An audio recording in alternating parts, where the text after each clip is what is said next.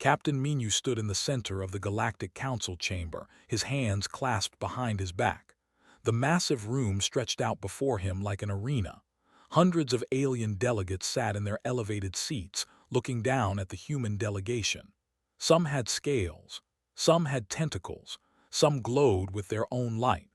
All of them looked at the humans with the same expression, barely hidden contempt. This was the 53rd council session Minu had attended. 53 times he had walked into this room with hope. 53 times he had walked out with nothing. Ambassador stood beside him, her diplomatic uniform pressed and perfect. She held a data tablet in her hands. On it was humanity's latest petition.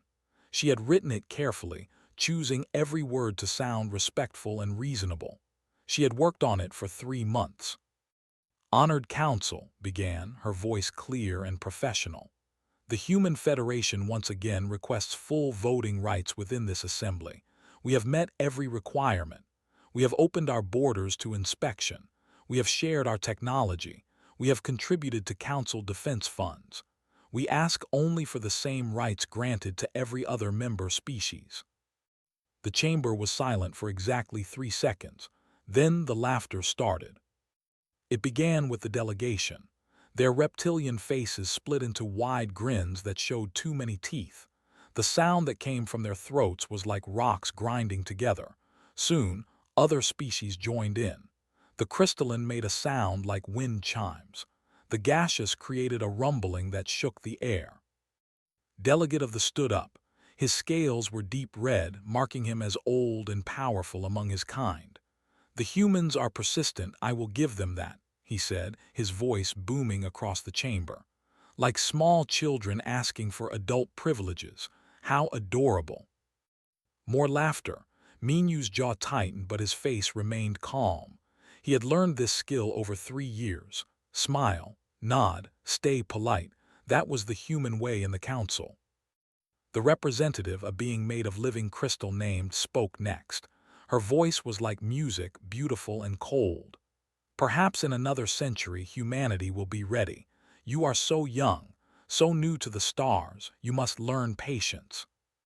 We have been patient, said, and Minu heard the slight edge in her voice. Only someone who knew her well would catch it. For 3 years we have followed every rule, every protocol. And you will continue to do so, said, waving a clawed hand dismissively. The council has spoken, petition, again. Minu watched as the vote appeared on the main display. Every single council species voted against them. Not a single abstention, not a single voice of support. 300 species all saying no.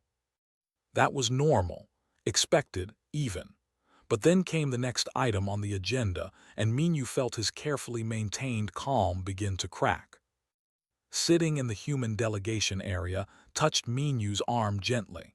She was the oldest member of their team, a woman who had been a diplomat for 40 years before humanity even reached the stars. Her face was carefully neutral, but her eyes held a warning. The council overseer, a floating entity called prelate, spoke in a voice that echoed through the chamber. Next item, the matter of human colonies in the Outer Rim territories. Minu's stomach dropped. This wasn't on the agenda. They hadn't been warned. The council has reviewed the situation, continued. We have determined that human expansion into the Outer Rim has been too rapid. The colonies there are unstable, dangerous. For the safety of humanity itself, the council votes to place these colonies under protective custodianship. The words hit like a physical blow. Custodianship. They were taking human worlds, just taking them with fancy words to make it sound legitimate. His hand gripped her tablet so hard her knuckles turned white. You cannot, she said, her diplomatic training slipping. Those are sovereign human territories. Millions of our people live there. Which is why we must protect them, said sweetly. You are too young to manage such distant holdings. We will administer them until you are ready. When will that be? Minu asked, his voice flat. When the council decides you are ready, said with a grin. The vote happened quickly, unanimous, again. Not a single species stood with humanity. Minyu looked at Commander, who stood at attention near the exit. The military officer's face was stone, but his eyes met Minyu's. A question passed between them without words. Slowly closed her diplomatic folder. The sound was soft, but in the sudden silence of the chamber, it seemed loud. She placed her hands flat on the desk and looked at Minyu. Lieutenant, handling communications, glanced at her console. Her finger hovered over a button. For 3 years they had played by the rules.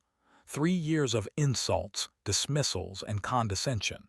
3 years of being treated like children who didn't know what was best for them. 3 years of staying polite. Minyu thought about the colonies. Real people, real families. Human children who would wake up tomorrow and find alien soldiers on their worlds, telling them what to do. He thought about Earth, about the millions who had died in wars to earn the right to govern themselves, about the blood and suffering it took for humanity to learn how to reach the stars. He thought about all the things the Council didn't know about humanity, all the things they had carefully hidden, trying to be good neighbors, trying to fit in, trying to be the species that everyone could trust, trying to be polite. Minyu stood up slowly. The movement caught every eye in the chamber. The aliens looked at him with curiosity, expecting perhaps another polite objection, another carefully worded protest that they would ignore. Instead, Minyu smiled. It wasn't his diplomatic smile. It was something else entirely, something cold. "I invoke Protocol 7, he said clearly. The chamber went dead silent. Protocol 7 was an obscure rule, one that almost no species ever used. It allowed a delegation to suspend their adherence to certain diplomatic niceties. "You wish to speak informally?" asked Confused. "No," Minyu said. "I'm informing this council that humanity is done being polite." He nodded too. She pressed a button on her tablet. Every screen in the chamber flickered and changed. "Let's have a real conversation," Minyu said, "about who we really are." The screens throughout the council chamber filled with data, numbers, dates, recorded conversations. The aliens leaned forward in their seats, trying to understand what they were seeing. Ambassador walked to the center of the floor. She no longer held her tablet like a nervous student. She held it like a weapon. "For 3 years," began, her voice cutting through the confused murmurs, "humanity has kept detailed records. Every council session, every vote, every closed-door meeting we weren't invited to." A recording played on the main screen. It showed delegates speaking to a group of officials. "The humans are useful," his recorded voice said. "Let them build in the outer rim. When the colonies are profitable, we take them. Simple." The real, sitting in his seat, went very still. His red scales seemed to darken. "That conversation happened 8 months ago," continued, "in a private chamber you thought was secure." Another recording played. This time it showed the representative meeting with trade officials from 6 other species. "Deny the humans advanced technology licenses," she was saying. "Force them to buy from us at premium prices. They're too naive to realize they're being robbed." His crystalline body stopped glowing. In the dim light she looked almost gray. Lieutenant stood up from her station. She was young, barely 30, but her voice was steady and strong. "We have over 10,000 hours of recordings like this. Would you like to see more?" The council chamber erupted. Aliens were shouting at each other. Some were demanding explanations. Others were claiming the recordings were fake. A few were already trying to leave. "Sit down," Minyu said. His voice wasn't loud, but somehow it carried over all the noise. The authority in it made even ancient species pause. "We're not done." Stepped forward. She was the head of human intelligence, though the council had always thought she was just a junior analyst. She was short, barely 5 feet tall, with gray hair and gentle eyes. She looked like someone's grandmother. She was humanity's most dangerous spy. "Let's talk about military movements," said pleasantly. "The Third Fleet. You've been positioning ships near human space for 6 months. Your official reason is training exercises." The screen changed. It showed warships, hundreds of them, forming attack patterns. "These aren't training patterns," continued. "These are invasion formations. You were planning to attack our colony at 4:42. The date was set for 3 weeks from now." Stood up, his voice a roar. "How dare you? You've been spying on Sovereign Council military operations." "Yes," said simply, "we have. Would you like to know what else we've found?" She didn't wait for an answer. The screen split into 3 sections. Each one showed a different species military fleet. All of them were positioned near human territory. All of them showed attack formations. "They have a fleet here," pointed to the first screen. "They have ships here. They have positioned their battle stations here. 3 different species, all planning to attack human colonies. And you know what's interesting?" She smiled. It wasn't a warm smile. "None of you knew about the others. You were all planning to stab us in the back, and you were going to get in each other's way doing it." The council chamber descended into chaos again. Species were accusing each other. They were shouting at the. They were demanding answers from the. Minu let them argue for exactly 30 seconds. Then he raised his hand. The gesture shouldn't have meant anything, but somehow the room went quiet. "You're not angry that we spied," Minu said softly. "You're angry that we're good at it. You're angry that we caught you. You're angry that the naive little humans outsmarted you." Stood up, she had been quiet until now, watching everything with those sharp old eyes. When she spoke, her voice was tired, disappointed. "We came to the council with hope," she said. "We thought we would find friends among the stars, partners. Instead, we found bullies and thieves. We found species that smiled to our faces and plotted behind our backs." "We were trying to guide you," said her musical voice defensive. "You're young, inexperienced." "Inexperienced," laughed, but there was no humor in it. "We've been watching you for 3 years. We know which council members take bribes. We know which species are secretly at war with each other. We know about the mineral shortages you've been hiding. We know about the population decline. We know about the colony that went dark last year and how you covered it up." Each revelation hit like a bomb. Species that had seemed powerful suddenly looked vulnerable. Secrets they had kept for decades were laid bare in seconds. Stepped forward. He was the military, a tall man with scars on his hands from old battles. The council had always thought he was just for show. Humans didn't have real military power after all. "You've been wondering," said, his voice calm and cold, "why humanity never showed our full military strength. You ran estimates. You spied on our shipyards. You counted our ships and soldiers." He paused, looking around at the sea of alien faces. "And you concluded that we were weak, that we had a few decent ships but nothing that could challenge council power. You thought we were hiding weakness." Smiled. It wasn't a nice smile. "We were hiding strength." The main screen changed again. This time it showed a human military facility. Ships were lined up in neat rows, hundreds of them. They looked civilian. Cargo haulers, passenger transports, survey vessels. As the council watched, panels on the ships began to open. Weapons emerged. Missile bays, energy cannons, defense grids. In 30 seconds, the peaceful-looking ships had transformed into warships. "For 3 years," said, "you've been watching our merchant fleet, counting our civilian vessels, thinking they were harmless." He let that sink in. "They're not."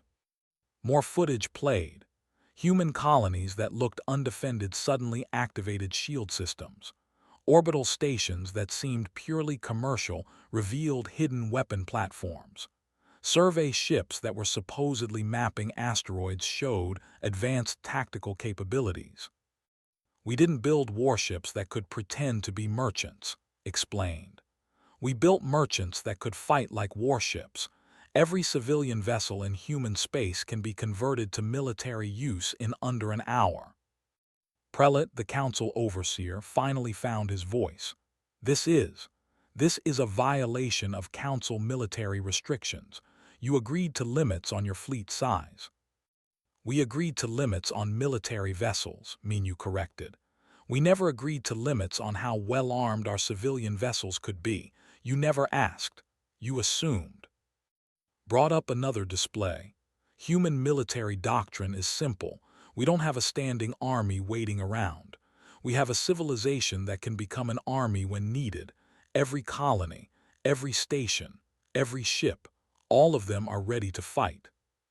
She zoomed in on footage of human soldiers training. The aliens watched as humans moved with speed and precision that seemed impossible. They saw coordination that suggested a hive mind. They saw humans making complex tactical decisions in fractions of a second. You thought we were weak, said quietly. We were being polite, there's a difference. Minu walked to stand directly below the council seats. He looked up at them, these species that had treated humanity like children. We didn't come to space looking for a fight, he said. We came hopping for peace, for friendship, for a place among the stars where we could build something better than what we left behind on Earth. His voice hardened. But we've fought wars for 10,000 years. We know how they work, and we came to space ready for the possibility that the universe might not be as friendly as we hoped. He let the silence stretch. Turns out we were right to prepare. Delegate slammed his clawed fist on his desk. The sound echoed through the chamber. You expect us to believe this? These recordings could be fabricated. These ships could be mock-ups. You're bluffing. Commander smiled. It was the kind of smile that made even battle-hardened soldiers nervous. You want proof? He asked. Let me show you something happening right now. He gestured to the main screen. The image changed to show space. Deep space. The kind of empty black that exists between star systems. Except it wasn't empty. As the council watched, something appeared. It started as a shimmer like heat rising from hot ground. Then the shimmer into a ship. A human ship. It was massive, easily 3 times the size of the largest battleship. That's the merchant vessel Unity, said casually. She's been following the Third Fleet for 2 months. You never saw her because she was running silent. More shimmers appeared. More ships, dozens of them. They surrounded the fleet like wolves circling prey. The Unity carries medical supplies and food to our colonies, continued. She also carries enough firepower to level a small moon. Would you like to see? No, shouted. His scales had gone pale. Call them off. They're not attacking, said. They're just saying hello, letting your fleet know they've been spotted. The screen split again. Now it showed multiple locations. Human ships appeared near space, near territory, near stations. Everywhere the Council had military forces, human vessels were suddenly visible. We didn't want to show you this, said, and for the first time he sounded almost sad. We wanted to be friends. We wanted you to accept us without fear, but you insisted on seeing us as weak. So now you see the truth. Engineer stood up. She was young, barely out of university, with oil stains on her uniform from working on ship systems. The Council had never paid attention to her. Let me explain our building philosophy, said, pulling up technical schematics. Other species build specialized vessels, warships for fighting, transports for cargo, science vessels for research. Humans don't do that. The schematics showed a cross-section of a human merchant ship. The council members leaned forward, studying it. We build modular, explained. Every human ship has the same core systems. Weapons can be swapped for cargo bays in hours. Armor plating can be added or removed. A science vessel can become a carrier. A passenger ship can become a troop transport. She smiled proudly. We don't build warships that can carry cargo. We build cargo ships that can fight wars. The implications hit the council like a wave. Every human vessel they had dismissed as civilian was potentially a warship. Every merchant convoy could be a battle fleet. The human presence in space was 10 times larger than they had believed. Strategic Advisor walked to the center of the chamber. She was middle-aged, with gray streaks in her hair and a calm expression. She looked like a university professor, not a military strategist. "Let's talk numbers," she said. "The Council believes humanity has approximately 2,000 military vessels. That's what our official reports claim." She pulled up a chart. "The real number is closer to 15,000. But that's misleading, because in a real conflict, we could convert another 20,000 civilian vessels to military use within 48 hours." The numbers on the screen seemed impossible. The Council had never seen a fleet that large. No single species had that many ships. "But here's what you really need to understand," continued. "We've been operating at 15% military capacity for 3 years. Silence, complete total silence. 15%, she repeated.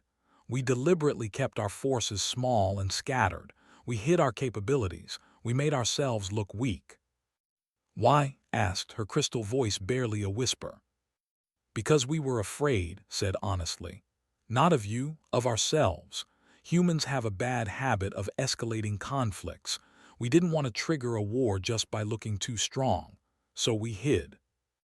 She gestured to the screens showing human ships surrounding alien fleets. "This is still only about 30% of our actual strength. If we went a full military production, we could double our fleet size in 6 months." Stepped forward again, her grandmother face showing something like pity. "Let me show you what human soldiers can do," she said softly. The screen changed. It showed a training exercise on a human military station. Soldiers were running through combat scenarios. The Council watched as humans moved with frightening speed and precision. A soldier needs 4 seconds to aim and fire their weapon.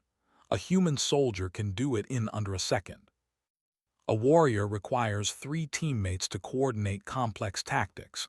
A human soldier can make those decisions alone, instantly. The footage showed humans fighting in conditions that would kill most species. In hard vacuum, in crushing gravity, in toxic atmospheres, they just kept fighting. "Human reaction time is faster than most species," explained. "Our brain structure allows parallel processing. We can be terrified and still function. We can be wounded and keep fighting. We can face impossible odds and not surrender." She paused, letting them absorb the information. "But the scariest thing about humans isn't our biology, it's our training." The screen showed more footage. Human children, barely teenagers, learning tactical thinking in school. Civilians practicing emergency drills. Ordinary people trained in first aid, weapons handling, survival skills. "Every human adult has basic military training," said.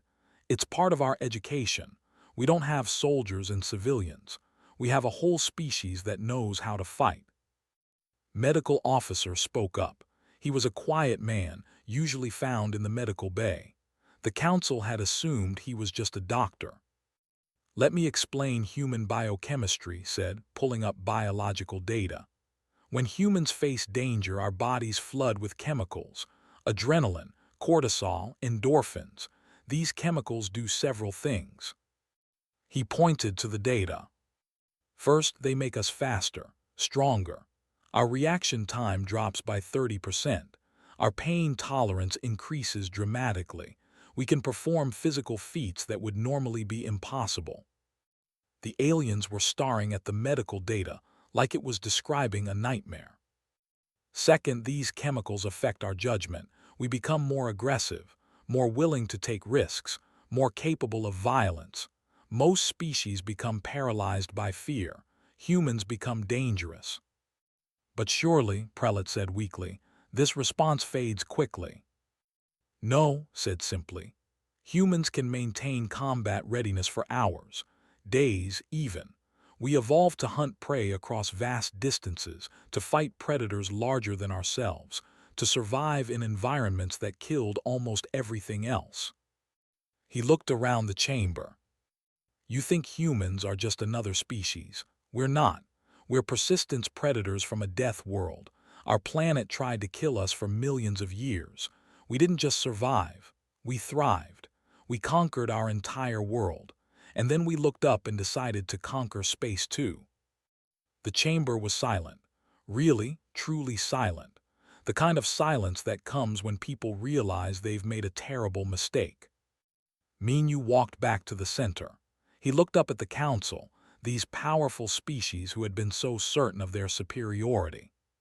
For 3 years, he said quietly, we've been polite, we've followed your rules, we've accepted your insults, we've let you treat us like children. His voice grew harder.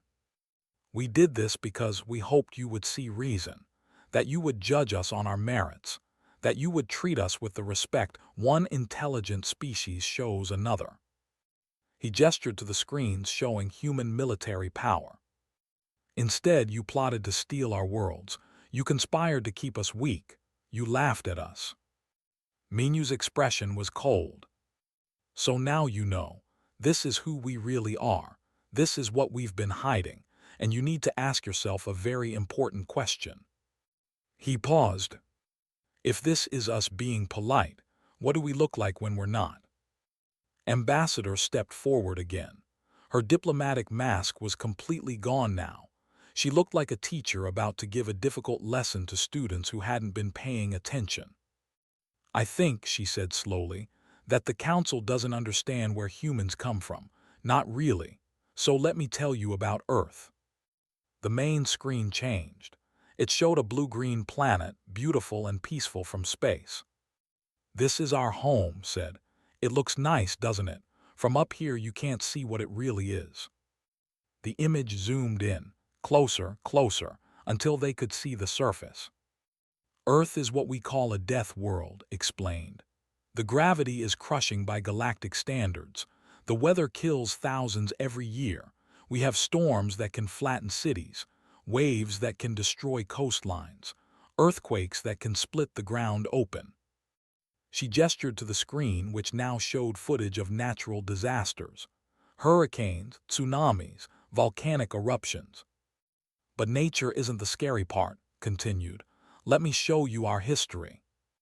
Historian stood up.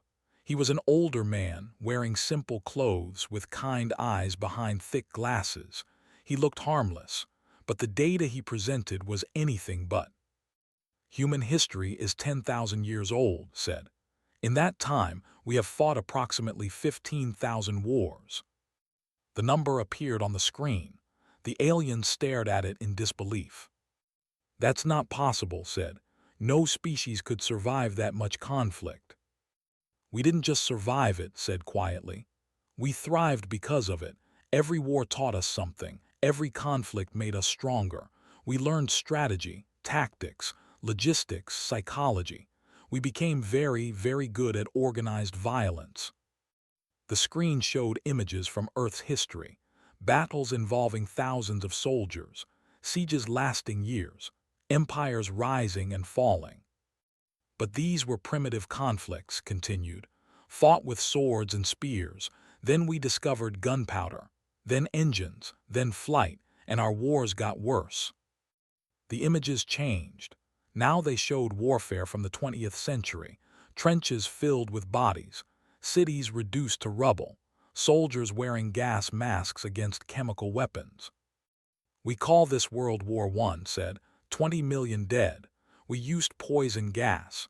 We used machine guns that could kill hundreds in minutes. We invented tanks. We took to the skis and dropped bombs on each other. The council members were leaning back in their seats, horror on their faces. And then, said, just 20 years later we did it again, only worse. The screen showed footage from World War II, entire cities burning, millions of soldiers fighting across continents, massive naval battles. 70 million dead, said flatly, 3% of the entire human population. We invented rockets, jet engines, computers. We created weapons that could kill thousands at once. He paused, letting the images sink in. And then we invented nuclear weapons. The screen showed the mushroom cloud. That terrible, beautiful shape that had haunted human nightmares for centuries. We created bombs that could destroy entire cities in seconds, explained.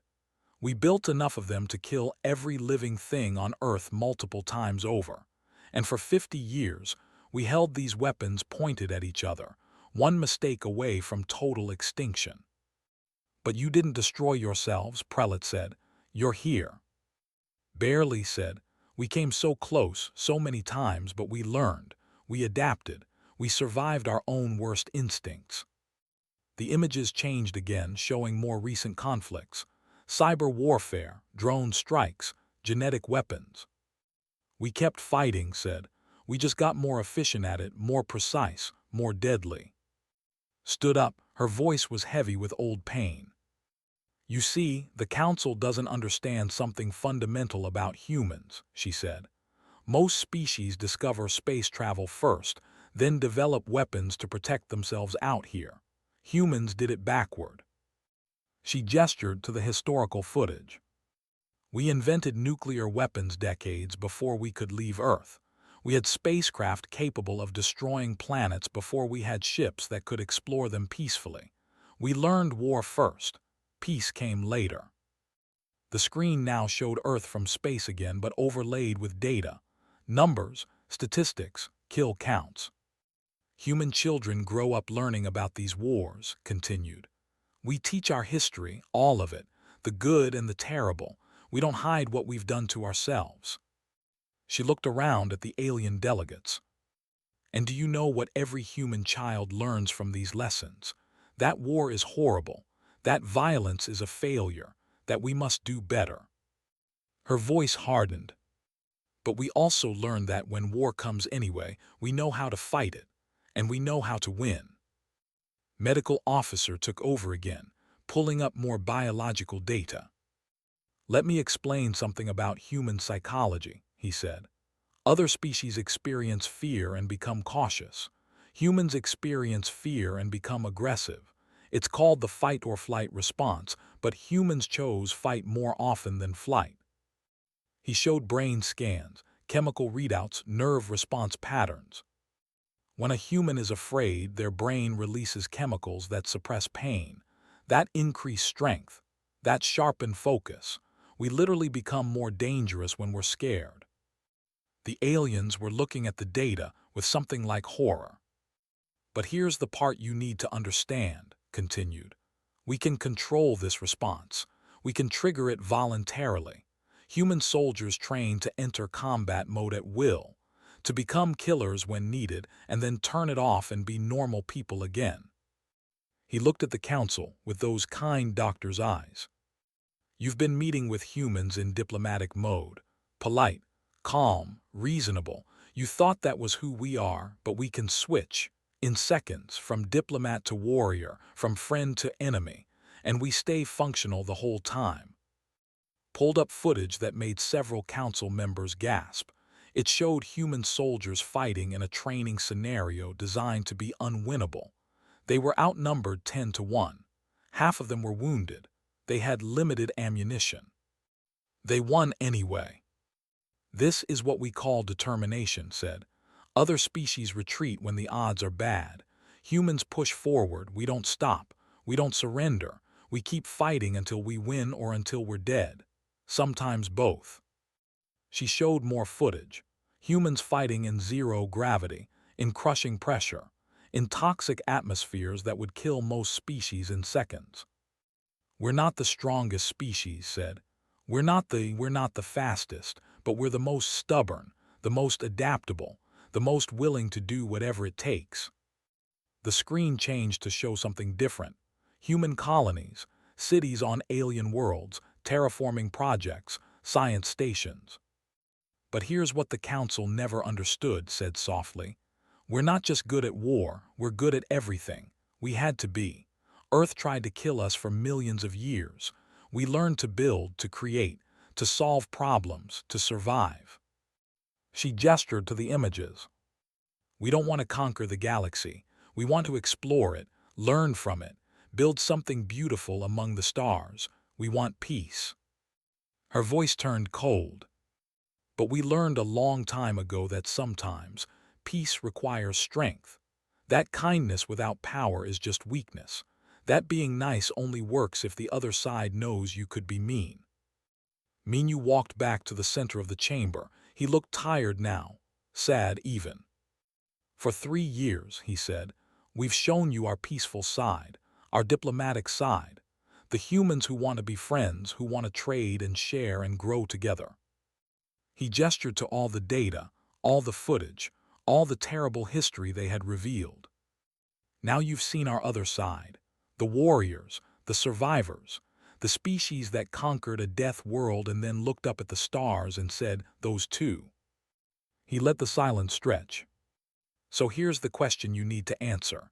Which humans do you want to deal with? The ones who smile and follow the rules, or the ones who smile and break you? The council chamber was absolutely silent. Not a sound, not a movement. Because, Minyu said softly, we're both. We've always been both, and you get to choose which one you see. The council chamber remained frozen. Hundreds of alien delegates sat in their elevated seats, staring down at the small group of humans who had just turned their entire understanding of the galaxy upside down. Delegate was the first to break the silence. His red scales had gone pale, almost gray. You wouldn't dare attack the council. That would be suicide. Even with your hidden fleet, you couldn't win against all of us united. Minyu looked at him with something like pity. You still don't understand, he said. We don't need to attack anyone. We just need to stop pretending to be weak. He pulled up a star map on the main screen. It showed the entire galaxy, with trade routes highlighted in different colors. Human colonies control 17% of the major trade routes, Minyu explained. We've been quiet about it, but we're everywhere. If we close human space to council ships, your economy collapses within 6 months. He zoomed in on different sectors. The need our agricultural worlds to feed their population. The need our mineral exports for their manufacturing. The need our medical supplies. Even the species that hate us need us. Strategic Advisor stepped forward, adding more data to the display. We've been studying council economics for 3 years, she said. We know exactly how interconnected everything is, and we know that humans are at the center of more than you realized. She highlighted specific routes and resources. If we went independent tomorrow, 16 species would face immediate shortages. 40 species would face economic recession within a year. The council's economy would shrink by 23%. You're threatening economic warfare, said, her crystal voice sharp. That's still war. No, Minyu said. That's just business. We're saying that if you treat us as enemies, we'll stop doing business with you. That's reasonable, isn't it? He smiled, but there was no warmth in it. Of course, if you actually attack us, then we'll respond militarily. But we'd rather not. War is expensive, messy, bad for everyone. Ambassador pulled up a new document. It appeared on every screen in the chamber. These are humanity's terms, she said, her voice formal again. Not requests, not petitions, terms. The document was simple, direct, written in clear language that left no room for misinterpretation. First, read, humanity receives full voting rights in the council, effective immediately. We want a voice equal to any other species. Second, all human colonies in the Outer Rim and everywhere else are recognized as sovereign human territory. No custodianship, no protection. They're ours. Third, the Council pays reparations for 3 years of economic exploitation. We've calculated the losses. The number is on page 4. Several aliens looked at page 4. Their expressions suggested the number was very large. Fourth, continued, the Council establishes an independent review board to investigate corruption and illegal activities, with full authority to punish violators. That caused a stir. Half the delegates had something to hide. Fifth and finally, all military restrictions are equalized across species.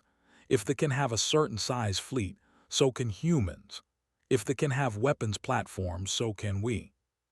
She looked up from the document. You have 72 hours to ratify these terms. If you refuse, humanity withdraws from the Council and pursues its interests independently. Prelate's voice was shaking. You would break the Council after 3 years of trying to join it. We wanted to join a council of equals, Minyu said. We found a council of bullies instead. If you won't change, we don't need you. This is blackmail, growled. No, Commander said, speaking up for the first time in a while.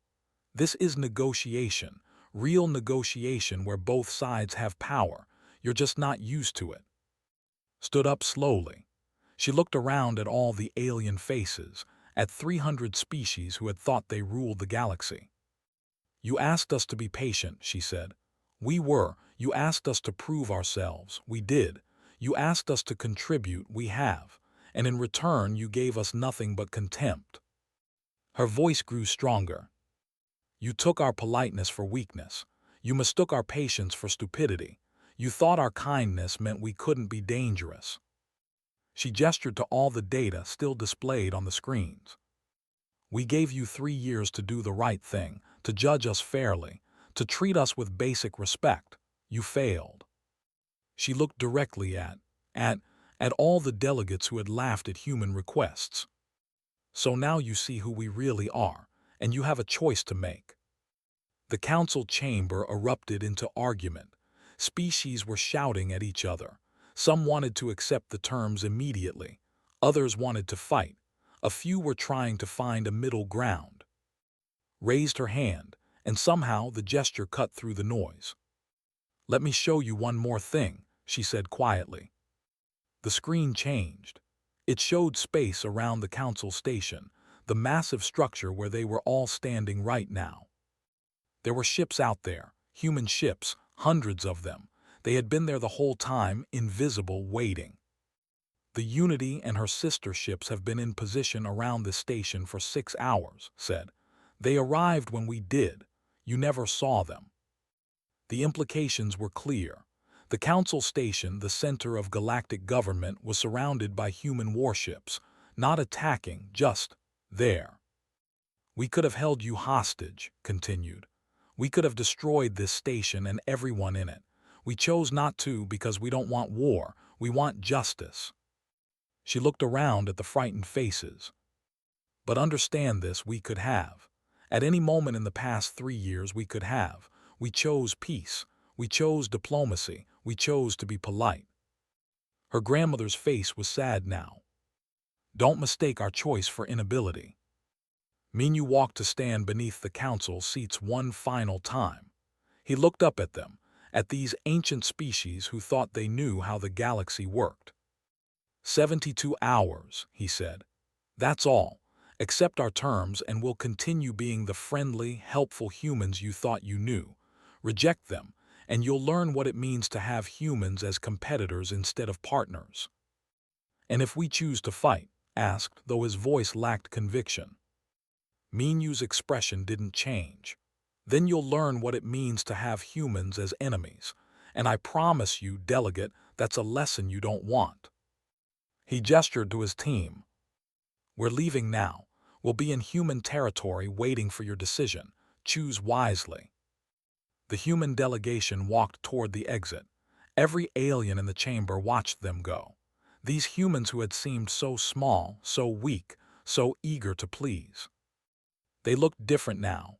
They moved with confidence, with strength, with the assurance of people who knew exactly how dangerous they were. As they reached the door, turned back. One more thing, she said. If you try to detain us, if you try to use us as hostages, the ships outside this station have orders to respond. You have families on their home worlds. Remember that. It wasn't a threat, it was a statement of fact, and somehow that made it more terrifying. The humans left. The council chamber sat in stunned silence for nearly a minute. Then everyone started talking at once. But 3 things were clear to every delegate. First, humanity was not weak. They never had been. Second, the humans had been hiding their true nature. their true power for 3 years. And third, they had just made a terrible mistake by pushing the humans too far. 68 hours later, the council voted. It wasn't unanimous this time. A few species voted against, mostly out of pride, but the majority voted yes. All of humanity's terms were accepted. On the human flagship returning to Earth, sat with Minu in the observation deck. They watched the stars pass by in silence for a while. "Do you think we it?" asked finally. Minu considered the question. He thought about the 3 years of insults, the stolen colonies, the plots and schemes, the way the council had treated humanity like children who didn't matter. "Maybe," he said, "but they gave us no choice. We tried patience. We tried diplomacy. We tried everything the polite way." He looked at. "Sometimes you have to show people that kindness is a choice, not a weakness. That we're nice because we want to be, not because we have to be." Smiled, "Think they learned their lesson." "Time will tell," Minu said, "but at least now they know. They know what happens when humanity's polite mode shuts off." Through the viewport, human ships were returning to their normal configurations. Weapons folding back into hidden compartments, armor plating retracting, military vessels transforming back into peaceful merchants and explorers. Returning to polite mode. But across the galaxy, every species would remember. They would remember the day they saw what humans really were. The day they learned that the friendly neighbors from Earth had teeth and could bite if necessary. They would remember that humanity's politeness was a gift, not a guarantee. And they would think very carefully before taking that gift for granted again. Commander walked past, pausing to look out the viewport. "Beautiful, isn't it?" he said. "Space, all these stars, all these possibilities." "It is," Minu agreed. "Shame we had to show them our ugly side," said. Minu shook his head. "We didn't show them our ugly side. We just showed them that we have more than one side, that we're complex, that we're capable of both peace and war." He stood up, stretching. "Now they know the truth. Humans are dangerous when we need to be, but we'd rather be friends." As the ship jumped to faster-than-light travel, carrying humanity's delegation back home, one truth echoed across the galaxy. Earth had arrived among the stars, and the universe would never underestimate humanity again.